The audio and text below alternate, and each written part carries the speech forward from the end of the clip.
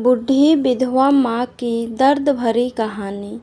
घड़ी का कांटा रात के 12 बजे को पार कर चुका था। बूढ़ी आंखों में जितनी नींद थी, उससे ज़्यादा अपने बेटे के लिए चिंता। उस बेटे की चिंता जो अक्सर अपने काम के चलते रात को देरी से आया करता था। माँ तो माँ होती है, ये जानते हुए भी कि बेटा देर से भले ही आता है लेकिन भूखा नहीं रहता, किसी पार्टी में या फिर खुद के ऑफिस में ही खाना खा लेता है, फिर भी बिना उसके घर पहुँचे अन्न का एक भी दाना अपने पेट में नहीं डालती थी, इस उम्मीद में कि खाने के टेबल पर ही अपने बेटे के साथ थोड़ा समय बिता सके और अपने अकेलेपन को दूर कर सके। अकेलापन इसलिए क्योंकि इकलौता बेटा, वह भी कुंवारा, और दुनिया को 3 साल पहले अलविदा कर चुके पति, जिनके जाने के बाद बेटे ने उनका कारोबार अच्छे से संभाल लिया और दिन रात का ज़्यादातर समय बाहर ही बिताने लगा। हाँ, एक काम वाली बाई पूनम थी, जिससे वो थोड़ी बातें कर लिया करती थी। वो बेचारी भी क्या करती, उसे और जगह पर भी काम पर जाना होता है, इसलिए वह भी उन्हें ज़्यादा समय नहीं दे पाती। अब रात के 2 बज चुके थे। माँ अभी भी बेटे का इंतजार कर रही थी कि तभी दरवाजे की बेल बजी। माँ तुरंत उठी और जल्दी से दरवाज़ा खोली। बेटा फट से घर के अंदर घुस गया। माँ ने उसे डांटते हुए कहा, आज फिर से लेट? बेटा चिढ़ते हुए बोला, क्या मुझे शौक है? मीटिंग थी ज़रूरी। माँ बोली, अच्छा चिढ़ मत, चल खाना खा ले, तेरे पसंद की सब्जी बनाई है मैंने। बेटा फिर ऊंची आवाज़ में बोला, मैंने तुमसे कितनी बार कहा है, मेरा इंतज़ार मत किया करो, खाना खाकर सो जाया करो, क्यों खुद को और मुझे परेशान करती हो?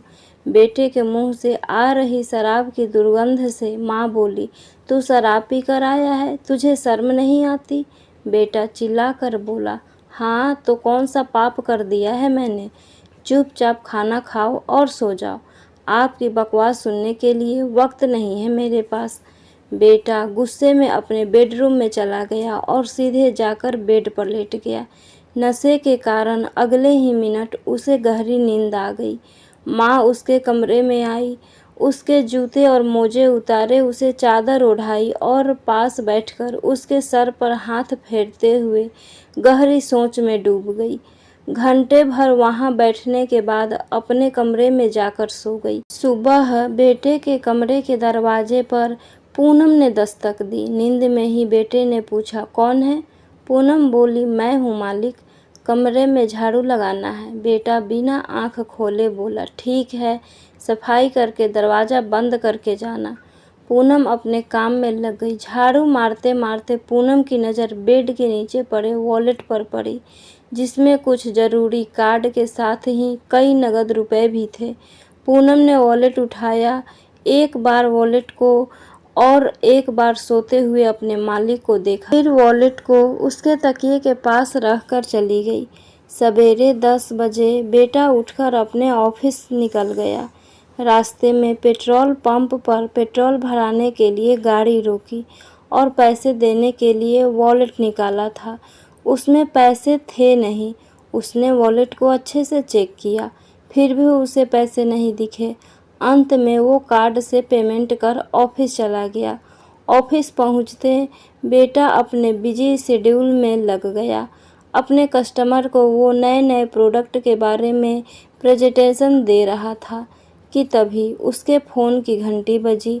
फ़ोन पर माँ का नाम आ रहा था। उसने फ़ोन ना उठाकर उसे साइलेंट पर कर दिया, लेकिन फिर भी बार बार माँ कॉल कर रही थी, इसलिए परेशान होकर उसने फ़ोन उठाया और साइड में जाकर माँ से बात करने लगा। बेटा बोला, क्या करती हो माँ? अगर मैं फ़ोन नहीं उठा रहा तो आपको समझ जाना चाहिए कि कोई ज़रूरी काम कर रहा हूँ।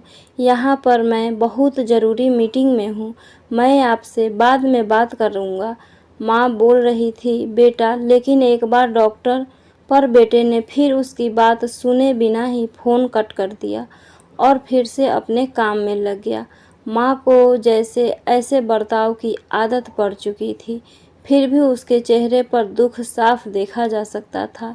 माँ ने पूनम को आवाज़ लगाई और बोली, बेटा थोड़ा रजाई तो ओढ़ा देना, सुबह से ठंड लग रही है मुझे। पूनम ने माँ को रजाई ओढ़ाई और थोड़ी देर तक उनके पैर दबाती रही। फिर जब पूनम जाने लगी तो पूछा, आपको और कुछ चाहिए माँ जी? माँ हिचकिचाते हुए बोली, बेटा मैं जानती हूँ तुम कई और जगह पर काम करती हो, लेकिन क्या तुम थोड़ी देर और यहाँ बैठकर मुझसे बातें कर सकती हो? पूनम बोली, हाँ माँ जी, क्यों नहीं। वह वहीं पर बैठकर माँ से बातें करने लगी। अगले दिन बेटे का पार्सल आया। डिलीवरी बॉय को पैसे देते समय बेटे ने अपना वॉलेट खोला पर पाया कि इस बार भी वॉलेट में पैसे नहीं हैं। बेटे ने यूपीआई से डिलीवरी बॉय को पेमेंट कर दिया। माँ के पास जाकर बेटा गुस्से में कहने लगा, देखो माँ, इस बार को लेकर ये चौथी बार हो गया है कि मेरे वॉलेट में एक भी रुपया नहीं है। मैं कहता हूँ ये पूनम पक्की चोर है। माँ बोली, पूनम ऐसा नहीं कर सकती, वो बहुत अच्छी लड़की है। बेटा बोला, उसने तुम्हारे पैर दबाकर और तुम्हारे साथ चिकनी चुपड़ी बातें करके तुम्हें अपनी जाल में फंसा लिया है, इसलिए तुम्हें वो अच्छी ही नज़र आएगी। आज तुम्हारे सामने दूध का दूध और पानी का पानी कर ही देता हूँ। कहकर बेटे ने पूनम को आवाज़ लगाई और वहाँ पर आने के लिए कहा। मालिक की इतनी ऊंची आवाज़ सुनकर पूनम दौड़ती हुई वहाँ पर आ गई। उसने तुरंत पूनम पर आरोप लगाते हुए कहा, अगर तुम्हें किसी चीज़ की या पैसों की ज़रूरत थी तो मुझसे कह दिया होता, मैं तुम्हें दे देता। चोरी करने की क्या ज़रूरत थी?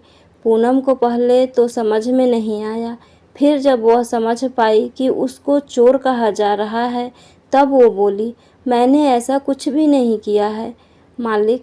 अच्छा तो पुलिस बुला लेता हूँ, वही अब सच सामने लाएगा, बेटे ने गुस्से से कहा। पूनम डरते हुए माँ की तरफ देखने लगी। माँ ने अपने बेटे से कहा, पूनम ने चोरी नहीं की है, वॉलेट से पैसे मैंने निकाले हैं। बेटे ने कहा, माँ तुम उसे बचाने की कोशिश मत करो। माँ ने कहा, मैं उसको बचाने की कोशिश बिल्कुल नहीं कर रही हूँ, बल्कि वही कह रही हूँ जो सच है। बेटा आवाज़ थोड़ी धीमी करते हुए बोला, तुम्हें ऐसा करने की क्या ज़रूरत थी माँ? तुम मुझसे बोल देती, क्या मैं तुमको पैसे नहीं देता? तुमसे कुछ भी बोलने के लिए तुम यहाँ पर रहते ही कब हो? जब सामने आते हो तो सोने चले जाते हो और जब फ़ोन करती हूँ तो बिना बात किए ही फ़ोन कट कर देते हो। अब तो तुमसे बात करने के लिए भी मुझे तुम्हारे ऑफिस में अपॉइंटमेंट लेनी पड़ती है, तब जाकर मेरा फ़ोन तुम तक ट्रांसफ़र किया जाता है। जितने पैसे घर खर्च के लिए तुम देते हो वह तो घर खर्च में ही ख़त्म हो जाते हैं। इसके अलावा भी कई खर्चे हैं जिनके बारे में तुम नहीं जानते। आजकल मैं कितनी बार बीमार हो जाती हूँ, तब पूनम ही मुझे डॉक्टर के पास ले जाती है और मेरी दवाई करवाती है। और तो और बेचारी अपने दूसरे की जगह का काम छोड़कर मेरे कहने पर मेरे साथ समय बिताती है, जिससे मेरा अकेलापन थोड़ा कम हो पाता है। तो मेरा भी फ़र्ज़ बनता है उसे उसकी एक्स्ट्रा सर्विस के लिए एक्स्ट्रा पैसे दूँ। इसलिए मैंने तुम्हारे वॉलेट से पैसे निकाल कर उसे दिए। काश मैं तुम्हारे पैसों की जगह तुम्हारा समय चुरा पाती तो मुझे तुम्हारे वॉलेट को छूने की कभी भी ज़रूरत नहीं पड़ती। बेटा अपनी माँ की ये सारी बातें सुन रहा था और उसे इस बात का एहसास भी हो रहा था कि पैसों की भाग दौड़ में उसने अपनी माँ को बहुत पीछे छोड़ दिया था। बेटे ने अपनी माँ से माफ़ी मांगते हुए कहा, देखो माँ, मैं समझ गया हूँ कि मैं बहुत गलत बर्ताव कर रहा था आपसे। अब तक जो हो गया मैं उसे तो नहीं बदल सकता, लेकिन इतना वादा कर सकता हूँ कि अब आगे से आपके लिए वक्त ज़रूर निकाला करूँगा। दोस्तों, हमें कामयाबी और पैसों के पीछे इतना भी नहीं दौड़ना चाहिए कि हमारे अपने हमसे इतनी दूर हो जाए कि फिर हम उनसे कभी मिल ही ना पाएँ। फ्रेंड्स, आशा करती हूँ ये कहानी आपको ज़रूर पसंद आई होगी। प्लीज़ चैनल पर अगर नए हैं तो चैनल को सब्सक्राइब ज़रूर कर लेना। Thank you.